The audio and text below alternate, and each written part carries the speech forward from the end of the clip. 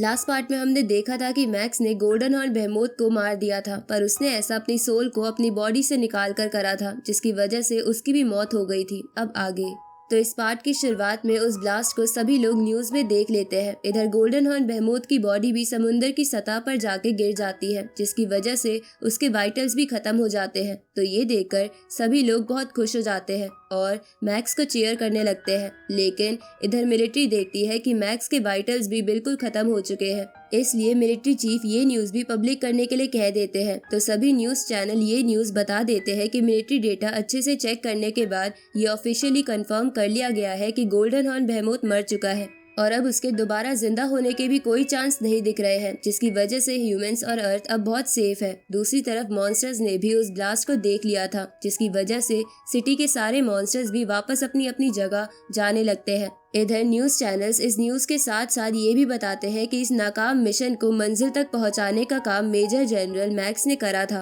पर अब उनके वाइटल्स शो नहीं हो रहे हैं, साथ ही उनकी बॉडी का भी कोई पता नहीं है। तो ये सुन के एवा बेहोश हो जाती है, जहां उसके हाथ में मैक्स का दिया हुआ लॉकेट भी था। इधर न्यूज चैनल ये भी बताते हैं कि मिलिट्री और वॉर गॉड के सोल्जर्स ने मैक्स को ढूंढने की कोशिश की थी, पर वो मैक्स को नहीं ढूंढ पाए। आगे सभी कंट्रीज मिलके मो हेंडरसन, मास्टर ली शेंग, पांचों सेक्रीफाइस होने वाले प्रैक्टिशनर्स और मैक्स का सम्मान के तौर पर एक स्टैचू बनवाती है, जिसके बाद पूरी मिलिट्री फोर्स उन्हें रिस्पेक्ट देती है। साथ ही गन फायर करके भी उन्हें सलामी दी जाती है और सभी प्रैक्टिशनर्स, जिसमें मैक्स के सभी दोस्त भी थे, वो सब उस स्टैचू पर फूल चढ़ाने आते हैं। जहां मैक्स का सबसे पक्का दोस्त अपने मन में बोलता है कि मुझे लगा था कि तुम बहुत आगे जाओगे, पर मैंने कभी नहीं सोचा था कि तुम हमें ऐसे छोड़ के चले जाओगे। इधर एवा को डॉक्टर्स होश में ले आते हैं, जिन्हें मैक्स की फैमिली ने बुलाया था, क्योंकि एवा मैक्स के साथ ही रह रही थी। थोड़ी देर बाद उसका भाई एवा से मिलने आता है, जहां वो उससे कहता है कि डॉक्टर्स की रिपोर्ट के अकॉर्डिंग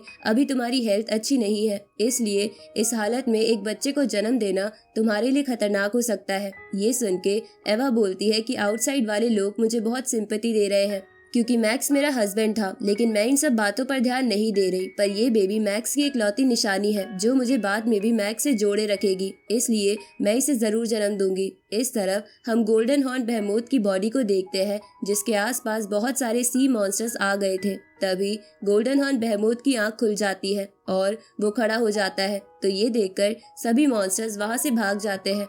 उसी वक्त हम मैक्स की आवाज सुनते हैं और हमें पता चलता है कि मैक्स की सोल गोल्डन हॉर्न बेहेमोथ की बॉडी में ट्रांसफर हो गई है। तभी वहाँ पास पड़े मैक्स के रिस्ट डिवाइस से बबाता बाहर आ जाती है, जिसके बाद वो भी ये बात जान के कहती है कि ये तो सच में बहुत बड़ा चमत्कार है, क्योंकि मैंने तो सोचा था तुम मर जाओगे, पर अच्छा हुआ ऐसा कुछ नहीं हुआ। इस पे मैक्स कहता है कि ये सब मेरी एनर्जी सोर्स पर लगी सील की वजह से हुआ था, जिसने मुझे गोल्डन हॉर्न बेहेमोथ को खत्म करने में भी मदद करी। साथ ही उसने मेरे एनर्जी सोर्स को गोल्डन हॉर्न बेहेमोथ में डाल दिया, लेकिन अब मुझे इस बेकार सी बॉडी में रहना पड़ेगा, जिसने कई सारे इंसानों को मारा है।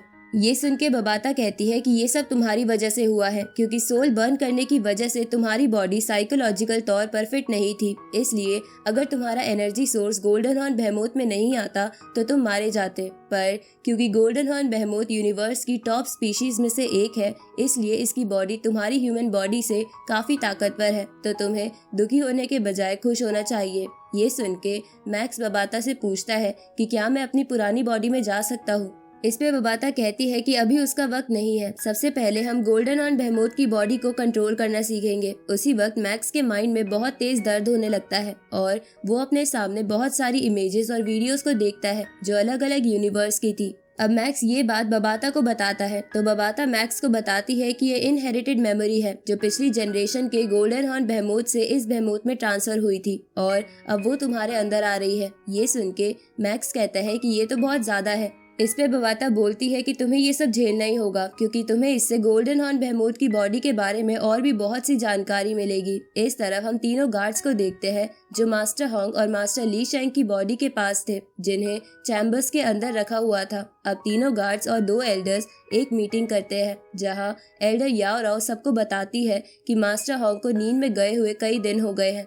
जिसकी वजह से वॉर गॉड पैलेस के इंटेलिजेंस सिस्टम ने खुद को टर्न ऑफ कर लिया है और अब कोई वॉर गॉड पैलेस में एंटर नहीं कर सकता। पर एल्डर एटकिन ने नया वर्चुअल स्पेस बनाने का प्रपोजल दिया है, पर इसके लिए हम सबको अपनी अपनी पोजीशन छोड़नी होगी। तो ये सुन के थर्ड गार्ड, जिसे बीस्ट के नाम से जानते थे, वो बोलता है कि वॉर गॉड पैलेस में पहले कभी ऐसे रेगुलेशंस नहीं थे और वहाँ आज तक ऐसा नहीं हुआ। आखिर ये एटकिन प्लान क्या कर रहा है? इसमें मिस्टर बिंग कहते हैं कि जैसे ही सभी मॉन्स्टर्स यहाँ से चले गए तो एटकिन ने सभी सिक्योरिटी गार्ड्स को पैसे देकर खरीद लिया और ये सब कर दिया। साथ ही उसने उन गार्ड्स की मदद से कई सारे मॉन्स्टर्स के पार्ट्स भी चुरा लिए। ऊपर से उसने गोल्डन हॉर्न बेहेमोथ और मैक्स को ढूंढने में भी बाधा डलवाई, जिसकी वजह से वो दोनों अभी तक नहीं मिले, जिसकी वजह से ये क्लियर है कि एटकिन क्या चाहता है। साथ ही उसके साथ एल्डर येनहाई भी शामिल है, जिन्होंने आरआर वायरस के टाइम पर सिविलियंस को मारा था, इसलिए उन्हें मिलिट्री से निकाल दिया गया था। साथ ही इन दोनों के साथ इंडिया का नी हेलू भी शामिल है, जो अब इंडियन मार्शल हॉल का नया इंस्पेक्टर बन चुका है। ऊपर से वो एक स्पिरिचुअल मास्टर भी है। अब हम ये श्योर तरीके से कह सकते हैं कि ये तीनों मिलकर अर्थ पर राज करना चाहते हैं। इस पे एल्डर याओ राव कहती है कि क्योंकि दोनों मास्टर्स डीप स्लीप में है और बाकी एल्डर्स भी सेक्रीफाइस हो गए, इसलिए इन तीनों की वजह से सिचुएशन बद से बदतर हो जाएगी। इस तरफ मैक्स गोल्डन हॉर्न बेहेमोथ की बॉडी को एग्जामाइन कर रहा था, जिसके बाद वो बबाता से कहता है कि गोल्डन हॉर्न बेहेमोथ की बॉडी और मेरी सोल अच्छे से जुड़ गई है। साथ ही मेमोरी ट्रांसफर की प्रोसेस भी खत्म हो चुकी है। ये सुन के बबाता मैक्स से पूछती है कि तुम्हें इस बीस्ट की मेमोरी से क्या पता चला। ये सुन के मैक्स कहता है कि इसकी मेमोरीज के अकॉर्डिंग यूनिवर्स के सभी बीस्ट में सिर्फ 12 तरीके के बीस्ट है जो अपनी मेमोरी नई जनरेशन में ट्रांसफर कर सकते हैं और उनमें गोल्डन हॉर्न बेहेमोथ भी है, जिसकी वजह से गोल्डन हॉर्न बेहेमोथ को अंडे से निकलने और स्टार ट्रैवलर लेवल पर पहुंचने में सिर्फ 1 साल लगता है। ये सुन के बबाता कहती है कि मतलब कि ये बेहेमोथ भी बस 1 साल का है। इसके बाद बबाता मैक्स से पूछती है कि गोल्डन हॉर्न बेहेमोथ का इवोल्यूशन कितनी तेजी से होता है। इस पे मैक्स अपनी मेमोरी को छाटते हुए बताता है कि ये गोल्डन हॉर्न बेहेमोथ को स्टार ट्रैवलर से यूनिवर्स लेवल पर पहुंचने में 100 साल लगते हैं, यूनिवर्स लेवल से डोमेन मास्टर लेवल तक पहुंचने में 1000 साल और डोमेन मास्टर से वर्ल्ड मास्टर पहुंचने में 10,000 साल, यानी कि टोटल स्टार ट्रैवलर लेवल से वर्ल्ड मास्टर लेवल तक पहुंचने में एक गोल्डन हॉर्न बेहेमोथ को 11,100। ये सुन के बबाता कहती है कि मैंने तो तुम्हारा ट्रेनिंग प्लान बनाया था, उसमें तुम्हारी बॉडी को वर्ल्ड मास्टर लेवल तक पहुंचने में 1 लाख साल लगने थे, पर ये तुम्हारी किस्मत है कि अब टाइम इतना कम हो गया है। इसके बाद बबाता मैक्स से पूछती है कि गोल्डन हॉर्न बेहेमोथ की मेमोरी के अंदर बहुत सारे प्रैक्टिस करने के तरीके होंगे, तो उसके बारे में मुझे बताओ। तो इस पे मैक्स कहता है कि गोल्डन हॉर्न बेहेमोथ की 18 सीक्रेट टेक्निक्स होती है, जिसे सिर्फ एक गोल्डन हॉर्न बेहेमोथ ही सीख सकता है। साथ ही इसके पास 3199 कॉमन टेक्निक्स है, इसलिए मैं ये सब तुम्हारे पास भेज रहा हूँ और तुम पता करो कि इनमें से मेरे लिए कौन सी बेस्ट है। इस तरफ एल्डर फियोना एचआर अलायंस के डायरेक्टर को बताती है कि एटकिन ने पार्लियामेंट के थ्रू आपको कुर्सी से हटा के खुद को एचआर अलायंस का नया चेयरमैन बना लिया है, इसलिए हमें कुछ करना होगा।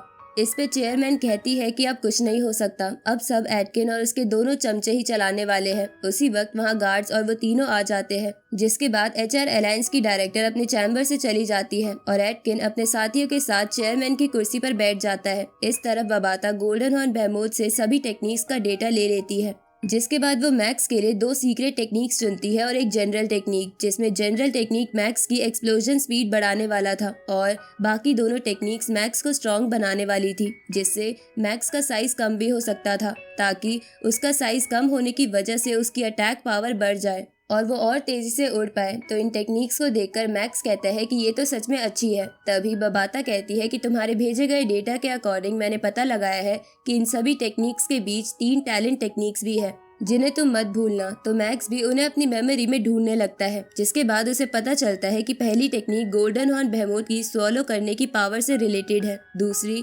स्ट्रेंथ से और तीसरी क्लोन से। अब मैक्स एक एक करके उन तीनों टेक्निक्स को देखता है। जहाँ गोल्डन हॉर्न बेहेमोथ की स्वॉलो करने की पावर तो वो पहले भी देख चुका था और दूसरी टेक्निक स्ट्रेंथ से रिलेटेड थी, जिसके बारे में भी मैक्स पहले से जानता था। पर जब मैक्स तीसरी क्लोन वाली टेक्निक देखता है तो वो हैरान हो जाता है, क्योंकि गोल्डन हॉर्न बेहेमोथ अपने लाइफ टाइम में 3 बॉडीज में बदल सकता है, जबकि कोई भी ह्यूमन बीइंग ऐसा नहीं कर सकता। लेकिन गोल्डन हॉर्न बेहेमोथ को भी ये करने के लिए उसके एनर्जी सोर्स की काफी जरूरत पड़ती है। तो ये सुन के बबाता मैक्स से कहती है कि तुम पहला क्लोन बनने के लिए यूनिवर्स की किसी खास स्पीशीज को चुनना, जिससे तुम्हारी ट्रेनिंग में हेल्प हो सके। इस पे मैक्स कहता है कि मैं पहली स्पीशीज ह्यूमन ही बनूंगा। ये सुन के बबाता निराश हो जाती है, पर मैक्स अपनी स्वॉलो करने की पावर से अपनी असली बॉडी को गोल्डन हॉर्न बेहेमोथ के एनर्जी सोर्स के पास पहुंचा देता है और पहला क्लोन बनाने लगता है, जो एक अंडे की शेप ले लेता है और उसके चारों ओर उस एनर्जी सोर्स के आसपास के मटेरियल्स फैल जाते हैं। और इसी के साथ